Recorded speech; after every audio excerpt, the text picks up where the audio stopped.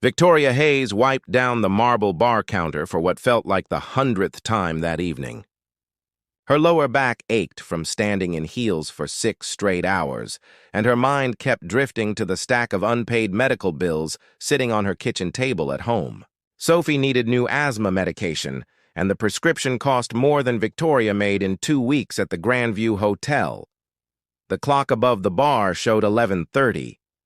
Another hour and a half until her shift ended. Another night of getting home at 2 in the morning, catching 4 hours of sleep, then waking up to get Sophie ready for school before heading to her day job at the accounting firm. This had been her life for the past 3 years since her husband left them with nothing but debt and broken promises. Thomas, the head bartender, appeared beside her with a concerned expression. He was a kind man in his 50s who treated Victoria like a daughter. Tonight, however, his usual smile was replaced with worry lines across his forehead. "Table 7 needs attention," Thomas said quietly, nodding toward the corner booth. "The gentleman has been drinking expensive whiskey for 3 hours straight. I think someone should check on him before things get complicated." Victoria followed his gaze and felt her stomach tighten. Even from across the dimly lit lounge, she recognized Nathan Sterling. Everyone in Chicago knew that face from business magazines and news reports. His company, Sterling Industries, owned half the commercial real estate in the city, including this very hotel. He was known as a brilliant but ruthless businessman who had built a fortune before turning 35. Tonight, however, Nathan Sterling looked nothing like the confident mogul from magazine covers. His expensive suit jacket hung carelessly on the back of his chair. His tie was loosened, and his dark hair fell messily across his forehead. An empty bottle of aged whiskey sat beside his glass, and he stared at nothing with hollow eyes. "I can handle it," Victoria said, smoothing down her black uniform dress. She had dealt with drunk patrons before, though never one who could fire her with a single phone call. As she approached his table, Nathan looked up. His green eyes struggled to focus on her face. For a moment, Victoria saw something beyond the drunken haze. There was pain there, deep and raw, the kind that came from losing something precious. "Sir, can I get you anything else this evening?" Victoria asked gently, keeping her voice professional but warm. Nathan squinted at her name tag. "Victoria," he said slowly, testing the name on his tongue. "Do you know who I am?" "Yes, Mr. Sterling, you own this hotel and probably my paycheck." She offered a small smile. "But right now, I think you might need some water and maybe a ride home instead of another drink." A bitter laugh escaped his lips. "Home? What home? They took everything today. My father's company, his legacy, everything he built." His voice cracked on the last word. 40 years of work, gone in one afternoon because I trusted the wrong person." Victoria felt a pang of sympathy. She knew about loss, about watching dreams crumble. "I'm sorry," she said sincerely. "That sounds devastating." Nathan stared at her, surprised by the genuine compassion in her voice. Most people wanted something from him. Money, connections, favors. This waitress with tired eyes and worn shoes seemed to want nothing except to help. "I should call you a car," Victoria suggested. "It's late, and you should rest." "My phone is broken," Nathan muttered, gesturing vaguely at the shattered device on the table. "My driver went home hours ago." "Everything is broken." Victoria made a decision that would change her life forever. "Let me get you a room here for the night. You can sleep safely and figure things out in the morning." "I don't have my wallet," Nathan said, patting his pockets with clumsy hands. "They probably took that too." "Don't worry about it," Victoria said quietly. She would put it on her employee account and pay it off slowly from her tips. It would mean tighter budgets for the next few weeks, but she could not leave him like this. Something about his broken expression reminded her of herself 3 years ago when her world fell apart. With Thomas's help, Victoria got Nathan to his feet and guided him toward the lobby. Vincent, the night manager, arranged a suite quickly, his eyebrows raising when Victoria said she would cover the cost. She ignored his questioning look and focused on keeping Nathan steady as they walked to the elevator. Inside the elevator, Nathan leaned heavily against the wall. "Why are you helping me?" he asked, his words slightly clearer now. "You don't know me." Because everyone deserves kindness when they're at their lowest, Victoria answered simply. And because I hope someone would do the same for me if I needed it. Something shifted in Nathan's expression. He studied her face as if seeing her for the first time. You have kind eyes, he said softly. Real kindness, not the fake kind people show me because they want something. Victoria smiled but said nothing. They reached the suite and she helped him inside. The room was elegant with cream-colored walls and expensive furniture. It felt wrong somehow, this broken man in such a pristine space. The bedroom is through there, Victoria said, pointing. There's water in the refrigerator. Please drink some before you sleep. Nathan collapsed onto the sofa instead of moving toward the bedroom. Jeffrey Pierce, he said suddenly, his voice heavy with betrayal. My best friend since college. My business partner for 15 years. He orchestrated everything. The takeover, the board vote, everything. He knew exactly when to strike, when I was most vulnerable.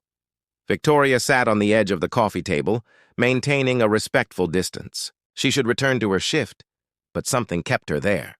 Perhaps it was the raw vulnerability in his voice, or maybe she recognized a kindred spirit who understood loss. Is there anything you can do? She asked gently. Nathan's laugh was hollow. Only if I can raise $200 million in 72 hours. Impossible. All my assets are frozen, tied up in the company stock that Jeffrey now controls. $200 million. The amount was so far beyond Victoria's reality that she could barely comprehend it. Her biggest financial achievement was saving $3,000 for Sophie's college fund. Nothing is truly impossible, Victoria said, then immediately felt foolish. What did she know about millions of dollars and corporate battles? But Nathan looked at her with surprising intensity. You really believe that? I have to, Victoria replied honestly. I'm a single mother working 3 jobs to support my daughter and pay medical bills. If I didn't believe things could get better, I would never find the strength to keep going. Silence filled the room. Nathan studied her with an expression that was becoming clearer, more focused despite the alcohol in his system. 3 jobs, he repeated. What do you do? Waitress here at night, receptionist at an accounting firm during the day, and weekend shifts at a bakery. Victoria shrugged. It's temporary until I finish my online business degree. You're going to school too? Nathan's voice held genuine admiration. While raising a child alone and working 3 jobs? Victoria stood up, suddenly uncomfortable with his attention. You need sleep, Mr. Sterling. Things might look different in the morning. As she turned to leave, Nathan caught her hand. His grip was gentle but firm. Thank you, Victoria. Not just for the room. Thank you for seeing me as a person, not just a bank account or a stepping stone. Good night, Mr. Sterling, Victoria said softly, slipping her hand from his. Rest well. She left the suite and returned to the bar, where Thomas gave her a knowing look. Everything settled? Yes, Victoria said, picking up her tray. He's sleeping it off upstairs. On his account? Victoria hesitated. On mine, actually. Thomas stared at her in disbelief. Victoria, that suite costs more than you make in 2 weeks. Are you out of your mind? Maybe, she admitted. But it felt like the right thing to do. After her shift ended at 1 in the morning, Victoria collected her meager tips and headed toward the employee exit. Her phone buzzed with a text from Rose, her elderly neighbor who watched Sophie on late nights. Sophie had a bad dream about her father. She's okay now, but asked for you. Take your time. She's sleeping again. Victoria's heart ached. These late shifts meant missing precious moments with her daughter, but the extra pay was essential for Sophie's medical needs. As she pushed through the lobby doors into the cold Chicago night, a commotion near the hotel entrance caught her attention. 2 large men in dark suits were forcefully escorting someone toward a black car with tinted windows. Victoria's blood ran cold when she recognized Nathan Sterling between them. His face was no longer drunk and confused, but alert and angry. Let me go, Nathan was saying firmly. This is completely inappropriate. Orders from Mr. Pierce, one of the men said coldly. You're to be secured until the paperwork is finalized tomorrow morning. Victoria's instincts screamed that something was terribly wrong. Without thinking, she pulled out her phone and started recording. Excuse me, she called out, her voice stronger than she felt. Mr. Sterling, is everything all right? All three men turned toward her. Nathan's eyes widened in recognition and something else. Hope, perhaps. Mind your own business, lady, the taller man growled. I'm hotel staff, and that's Nathan Sterling, the owner of this property, Victoria said, continuing to record. If you don't identify yourselves immediately, I'm calling security and the police. The men exchanged uncertain glances. They had not expected witnesses, especially not one brave enough to intervene. This isn't over, the shorter man muttered to Nathan, before they both released him and quickly moved toward their vehicle. As the car sped away, Nathan stood on the sidewalk, staring at Victoria with an expression of complete disbelief. You just saved me twice in one night, he said, his voice rough with emotion. I think that makes you my guardian angel. Before Victoria could respond, Nathan swayed dangerously. The adrenaline and alcohol caught up with him all at once. Victoria rushed forward just as his knees buckled, catching him before he hit the pavement. What had she gotten herself into? And more importantly, who were those men? And what did they really want with Nathan Sterling? Victoria woke up to Sophie jumping on her bed at 7 in the morning. Her body felt like lead, every muscle protesting from the previous night's drama. She had barely slept 3 hours after helping Nathan Sterling back to his hotel suite for the second time and explaining everything to the night security. Mommy, wake up, Sophie chirped, her blonde pigtails bouncing. You're going to be late for work. Victoria groaned and checked her phone. 7:15. She had 30 minutes to get Sophie to school and herself to the accounting firm. Her mind was still foggy with exhaustion and confusion about what had happened with Nathan Sterling. After a rushed morning routine, Victoria dropped Sophie at school and made it to her desk at the accounting firm with 2 minutes to spare. Her supervisor, Helen, gave her a disapproving look but said nothing. Victoria dove into her work, trying to push thoughts of the billionaire and his corporate troubles from her mind. At noon, her phone rang with an unfamiliar number. Victoria Hayes speaking, she answered professionally. Victoria, this is Nathan Sterling. His voice was clear and composed, nothing like the desperate man from last night. I need to see you today. It's urgent. Victoria felt her stomach flip. Mr. Sterling, how did you get my personal number? From the hotel employee records, he admitted without hesitation. I hope you understand the necessity. After last night, I had to reach you. That seems like a privacy violation, Victoria said, keeping her voice low so her co-workers would not hear. You're right, and I apologize, Nathan said. But please, I need 1 hour of your time. Can you meet me for lunch? I only get 30 minutes, and I usually use it to study for my classes, Victoria replied. Dinner, then? I'll make it worth your time. Something in his voice made Victoria pause. There was an urgency there that went beyond simple gratitude. I have to pick up my daughter and help with her homework. Tomorrow morning before work? Please, Victoria. This is important, Victoria sighed. Fine. There's a small diner near my daughter's school. 7 in the morning. The Morning Cup on 5th Street, Nathan said immediately. I'll be there. After hanging up, Victoria stared at her phone in confusion. How did he know the exact location she was thinking about? The answer came quickly and unsettled her. He had researched her. Thoroughly. The impossible offer. The next morning, Victoria arrived at the Morning Cup at 6:55. She wore her best outfit, a simple gray dress that she reserved for important meetings at the accounting firm. Her hair was pulled back in a neat bun, and she had actually put on makeup for the first time in weeks. Nathan Sterling was already there, sitting in a corner booth. He looked completely different from the broken man she had helped 2 nights ago. His charcoal suit was perfectly tailored, his dark hair styled impeccably. He looked every inch the powerful businessman from magazine covers. Victoria? He stood as she approached, a genuine smile crossing his face. Thank you for coming. You have 1 hour before I need to get Sophie to school, Victoria said, sliding into the booth across from him. What's this about? A waitress appeared with coffee, already knowing Victoria's usual order. Black with 1 sugar. Nathan must have arrived early and talked to the staff about her. The thought both impressed and unsettled her. I want to offer you a position, Nathan said once the waitress left. Personal executive assistant for 90 days. $25,000 per month plus a $50,000 completion bonus. Victoria's coffee cup froze halfway to her lips. The numbers did not make sense. That's impossible. Nobody pays that much for a temporary assistant position. I do, Nathan said seriously, because I need someone I can trust completely during the next 3 months while I fight to save my company. Someone who has proven their character and integrity. Someone not connected to my current circle, which is clearly compromised. Victoria set down her cup carefully. This sounds too good to be true. What's the catch? No catch. The job will be demanding. Long hours, high-pressure situations, complete confidentiality, but you've already shown me you possess the exact qualities I need. Loyalty, quick thinking under pressure, and genuine kindness. Mr. Sterling, I have no experience as an executive assistant, Victoria protested. I'm just a waitress and a receptionist. Plus, I have Sophie to think about, my other jobs, my classes.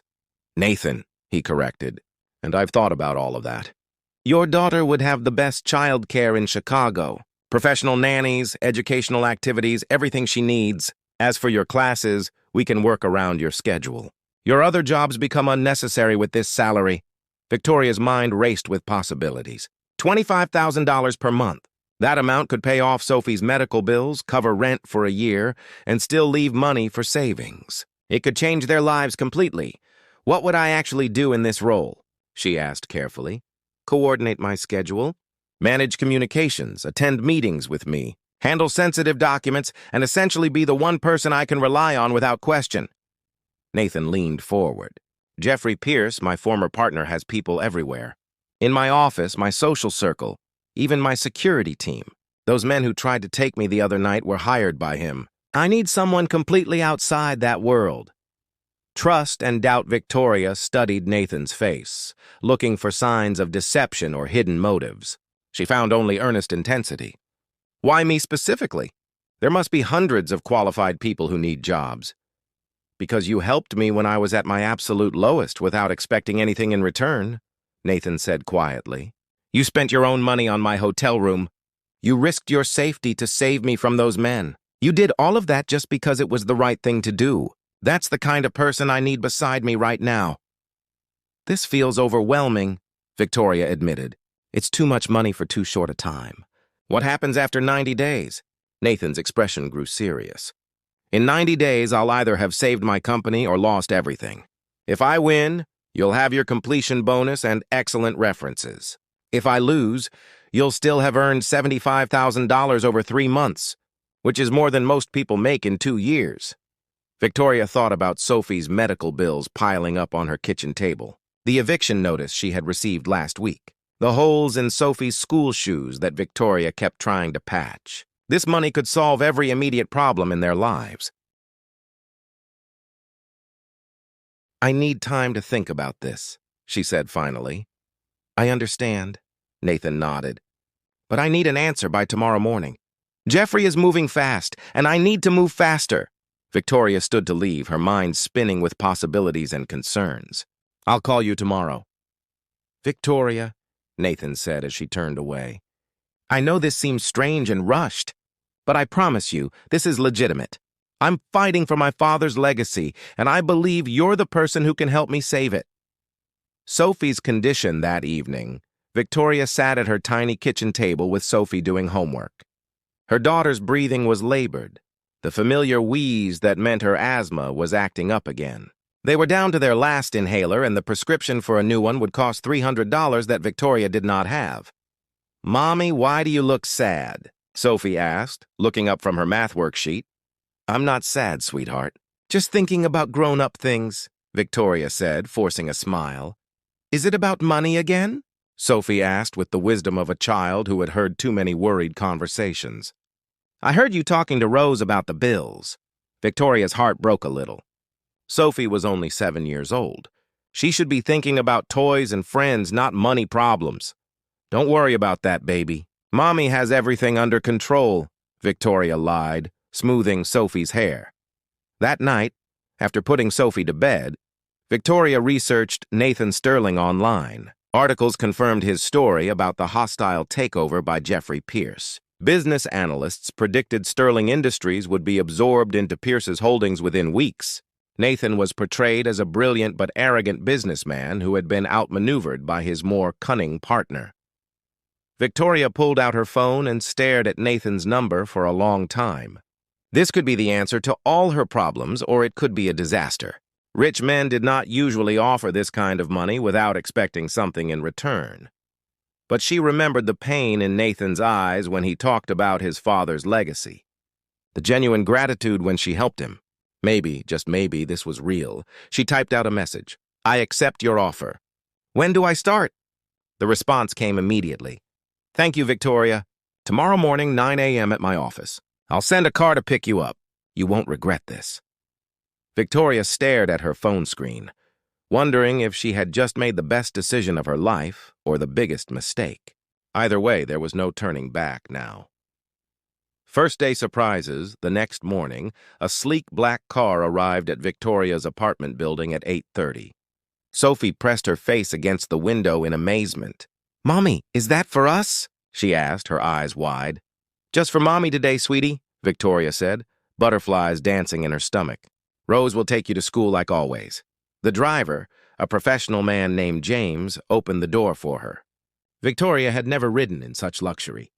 The leather seats were soft, and classical music played quietly through expensive speakers. They arrived at Sterling Industries headquarters, a gleaming glass tower in downtown Chicago. Nathan met her in the lobby personally, drawing curious stares from employees who had never seen their CEO greet anyone at the entrance. "Victoria, welcome," he said warmly. "Ready for your first day?" "As ready as I'll ever be," Victoria replied nervously. Nathan led her to a private office connected to his. It was larger than her entire apartment, with floor-to-ceiling windows overlooking the city. "This is your workspace," Nathan explained. "Everything you need is here. Computer, phone, access to all company files you'll need. My assistant, or former assistant, cleared out last week after I discovered she was feeding information to Jeffrey." Victoria felt the weight of responsibility settle on her shoulders. "Nathan, I still don't know if I can do this." He turned to face her, his green eyes intense. "I have complete faith in you. You saved me twice without hesitation. Now I'm asking you to help me save my father's company." Something in his voice made Victoria straighten her spine. "Okay, where do we start?" Nathan smiled, and for the first time, Victoria saw genuine hope in his expression. "We start by fighting back." 6 weeks passed in a whirlwind of meetings, legal documents, and strategic planning.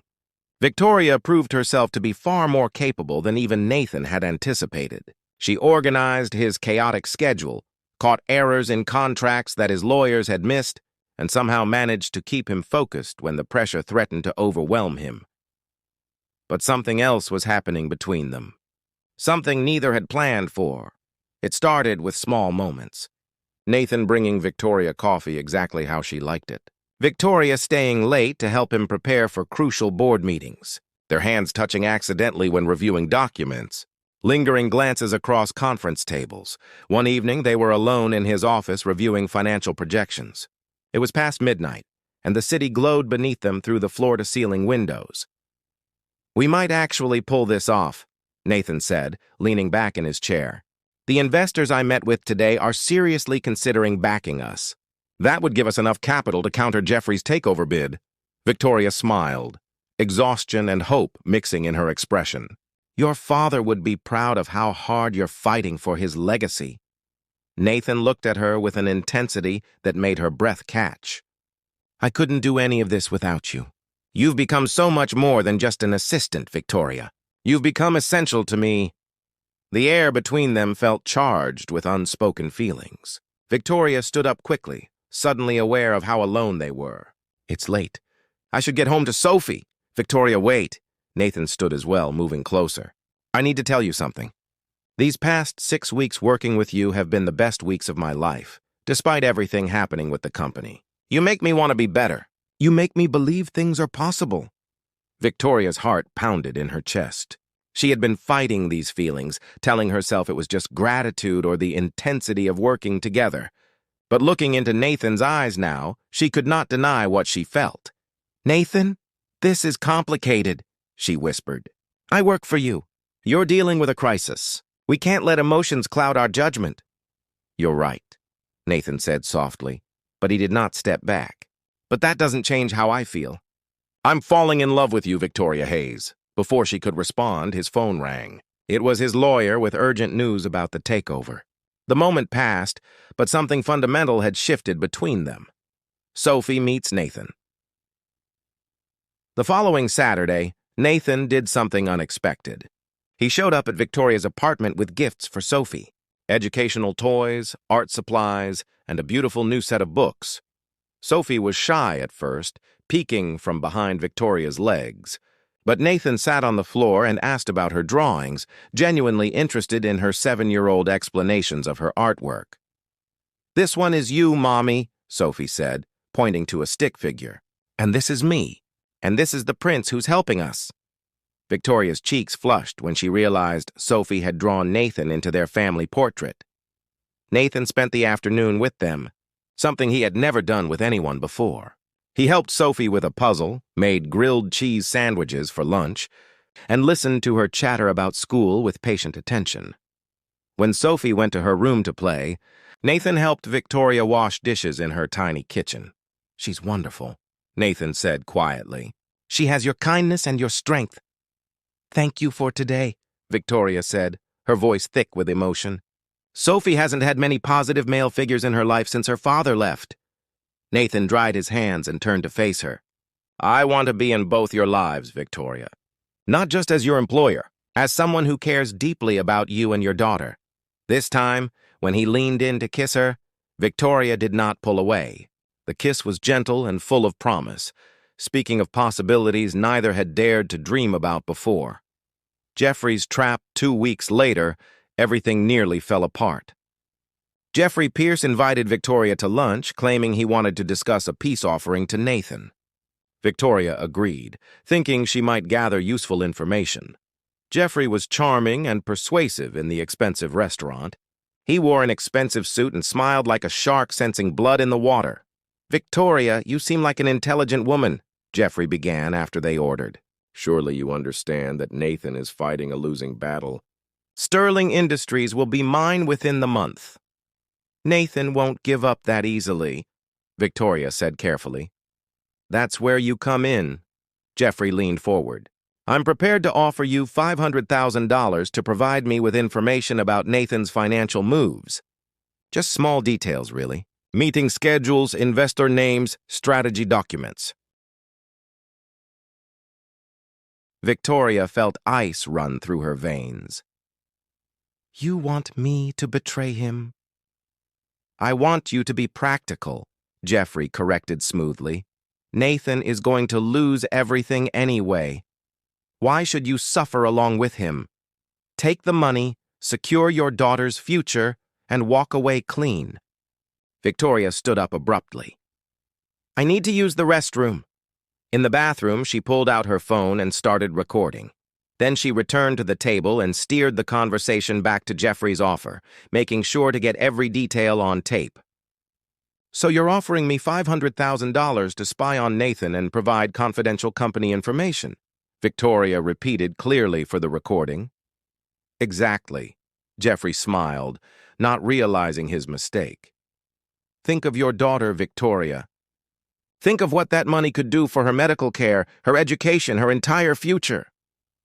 "I am thinking of my daughter," Victoria said coldly. "I'm thinking about what kind of mother she deserves. One with integrity." Jeffrey's smile disappeared.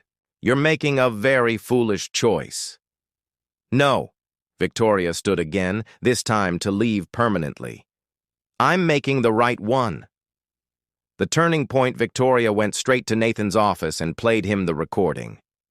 His face went through a range of emotions: shock, anger, and then fierce pride.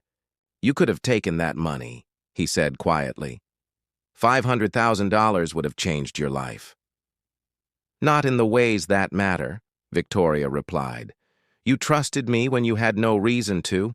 I won't betray that trust for any amount of money." Nathan pulled her into his arms, holding her tight. "I love you," he whispered against her hair. "I'm completely, hopelessly in love with you."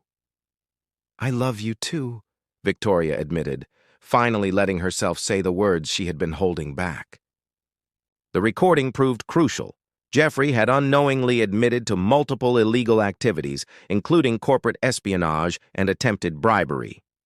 Nathan's lawyers used the evidence to expose Jeffrey's entire scheme to the board and authorities. Within days, the takeover collapsed. Investors who had supported Jeffrey pulled their backing once his methods were revealed. The board voted to reinstate Nathan as CEO with full authority. Sterling Industries was saved. A new beginning 3 months. After that first night at the hotel, Nathan took Victoria and Sophie to the park on a beautiful autumn afternoon. Leaves crunched under their feet as Sophie ran ahead, chasing squirrels and laughing. "Victoria," Nathan said, stopping by a bench overlooking the lake. "The 90 days are almost up." Victoria felt her stomach drop. She had been so focused on saving the company that she had not thought about what came after. Would Nathan still want her around once the crisis was over? "I know," she said quietly. "I guess we need to discuss my employment status." Actually, Nathan knelt down on one knee, pulling a small velvet box from his pocket. "I was hoping we could discuss something else entirely." Sophie came running back, her eyes wide with excitement. She had clearly been in on this plan. "Victoria Hayes," Nathan said, his voice steady despite the emotion in his eyes. "You saved me in every way a person can be saved. You gave me hope when I had none. You showed me what real love and loyalty look like. You and Sophie have become my family, my home, my everything. Will you marry me?" Tears streamed down Victoria's face as she looked at this man who had come into her life as a broken stranger and become her everything. "Yes," she whispered. "Yes, 1,000 times yes." Sophie squealed with delight as Nathan slipped the ring onto Victoria's finger. He stood and kissed her deeply while their daughter danced around them, already planning what she wanted to wear to the wedding. 6 months later, Victoria walked down the aisle in a simple but elegant dress. Sophie was her flower girl, beaming with pride. Nathan waited at the altar, his eyes never leaving Victoria's face as she approached. They exchanged vows in front of friends and family, promising to love each other through every challenge life brought. When Nathan kissed his bride, Sophie cheered loudest of all. Victoria had started that journey as a struggling single mother just trying to survive. She had saved a drunk billionaire from disaster, not knowing he would save her in return. Now she had a partner who valued her strength, a daughter who was thriving with proper medical care and opportunities, and a future brighter than anything she had dared to dream. Sometimes, she thought, helping someone at their lowest moment does not just change their life. It transforms your own in ways you never imagined possible. And every night, as she fell asleep in Nathan's arms with Sophie safe in the next room, Victoria knew that taking a chance on kindness had been the best decision of her life.